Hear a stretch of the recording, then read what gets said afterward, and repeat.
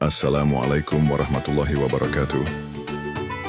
Setelah kita membahas masa kecil Muhammad Al-Fatih dan peran besar keluarganya, kini tibalah kita pada salah satu fase paling penting dalam hidupnya, yaitu pendidikan agama di bawah bimbingan para ulama besar.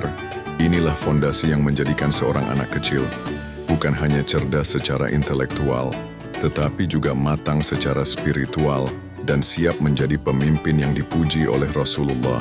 Didikan agama sejak usia dini. Sejak masih kecil, Muhammad Al-Fatih sudah dikenalkan dengan dasar-dasar Islam. Ayahnya Sultan Murad II sangat menyadari bahwa kekuatan sejati seorang pemimpin Islam bukan hanya ada pada pedang dan pasukan, melainkan pada iman, ilmu, dan akhlak. Karena itu, sejak dini Muhammad diajarkan Al-Quran. Hari-harinya dipenuhi dengan hafalan ayat-ayat Allah. Guru-gurunya membimbingnya bukan hanya sekadar membaca, tetapi juga melantunkan dengan tartil, memahami makna, dan mencoba mengamalkan kandungan ayat-ayat itu dalam kehidupan sehari-hari. Ketika anak-anak sebayanya masih bermain, Al-Fatih sudah menghabiskan waktu dengan duduk di hadapan ulama, mendengarkan penjelasan hadis, tafsir, fiqih, dan kisah-kisah para nabi, serta para sahabat. Dari sekian banyak guru, ada satu nama yang paling berpengaruh, Syekh Aksyamsuddin. Nama lengkapnya adalah Syekh Muhammad bin Hamzah Ad-Dimashqi Ar-Rumi. Beliau adalah seorang ulama besar, seorang sufi, sekaligus ilmuwan dalam bidang kedokteran dan ilmu pengetahuan. Syekh Aksyamsuddin dikenal bukan hanya karena ilmunya yang luas, tetapi juga karena kesalehannya. Beliau adalah murid dari Syekh Haji Bairam, tokoh tarekat Bairamiyah di Anatolia, yang terkenal membimbing banyak ulama dan pemimpin. Peran Syekh Aksyamsuddin bagi Muhammad Al-Fatih bukan sekadar guru biasa. Beliau adalah murabbi ruhani, pembimbing spiritual yang menanamkan tauhid, keimanan, dan ketakwaan. Beliau selalu menekankan kepada Muhammad muda bahwa dunia hanyalah titipan, sedangkan tujuan hidup seorang muslim adalah mengabdi kepada Allah dan memenangkan agamanya. Di hadapan gurunya ini, Al-Fatih bukan seorang pangeran pewaris tahta, melainkan seorang murid yang harus tunduk dan taat.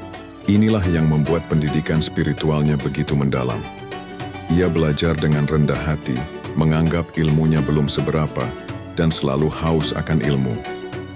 Bersama para ulama, terutama Syekh Aksyamsuddin, Al-Fatih mempelajari banyak cabang ilmu agama, yaitu 1. Al-Quran dan tafsir yang meliputi menghafal ayat-ayat Al-Quran, mempelajari tafsir, memahami makna mendalam ayat, bukan sekadar hafalan, dan belajar bagaimana ayat-ayat itu menjadi pedoman dalam kepemimpinan. 2. Hadis dan sirah yang meliputi menghafal hadis-hadis Rasulullah, mempelajari sejarah hidup Nabi dan para sahabat, dan kisah penaklukan sahabat yang dijadikan teladan untuk cita-citanya. 3. Fiqih dan hukum Islam yang meliputi belajar hukum syariah agar kelak dapat memimpin dengan adil. Memahami muamalah, siasah, dan hukum pidana Islam ini penting agar setiap keputusannya kelak sejalan dengan syariat. 4. Tasawuf dan akhlak yang meliputi belajar tentang keikhlasan, zuhud, dan wara, menjaga hati dari cinta dunia berlebihan, membentuk jiwa yang sabar, tawakal, dan penuh ketenangan. Selain ilmu agama, ia juga diajarkan bahasa asing seperti Arab, Persia, dan Latin. Bahasa Arab untuk memperdalam syariat Islam, Persia karena budaya intelektual besar datang dari sana, dan Latin agar mampu memahami tulisan-tulisan Barat, serta komunikasi diplomasi dengan Eropa. Pendidikan agama ini bukan hanya hafalan teori. Setiap ilmu yang dipelajari dihubungkan dengan praktik kehidupan. Al-Fatih dibiasakan sholat berjamaah 5 waktu, seringkali bersama ayah dan guru-gurunya. Ia juga diajarkan untuk rutin berpuasa sunnah, qiyamul lail, dan berzikir. Syekh Aksyamsuddin selalu menekankan bahwa seorang pemimpin harus lebih dahulu menjadi hamba Allah yang taat. Kekuasaan hanyalah ujian, sedangkan akhlak mulia adalah bekal sejati. Hasilnya, Al-Fatih tumbuh sebagai anak muda yang disiplin dalam ibadah, rendah hati meski cerdas, dan tidak silau dengan dunia meski hidup di istana. Di antara pelajaran paling penting dari gurunya adalah menanamkan keyakinan bahwa dirinya adalah bagian dari janji Rasulullah. Syekh Aksyamsuddin berkata kepadanya dengan penuh keyakinan, "Wahai Muhammad, engkau adalah pemimpin yang disebut Rasulullah. Engkaulah yang kelak dengan izin Allah akan menaklukkan Konstantinopel bersama pasukan terbaik." Kata-kata ini bukan sekadar nasihat, tapi suntikan keyakinan yang membekas di hatinya. Muhammad tumbuh dengan membawa visi besar. Ia tidak pernah melupakan sabda Rasulullah, Sejak kecil, ia meyakini dirinya ditakdirkan untuk menunaikan janji itu. Inilah rahasia terbesar mengapa Muhammad Al-Fatih kelak bisa mencapai keberhasilan yang tidak dicapai pemimpin manapun sebelumnya. Ia tidak hanya menguasai strategi militer dan ilmu pengetahuan, tetapi juga dibekali iman, akhlak, dan keyakinan spiritual yang kuat. Ia bukan hanya seorang pangeran atau panglima perang.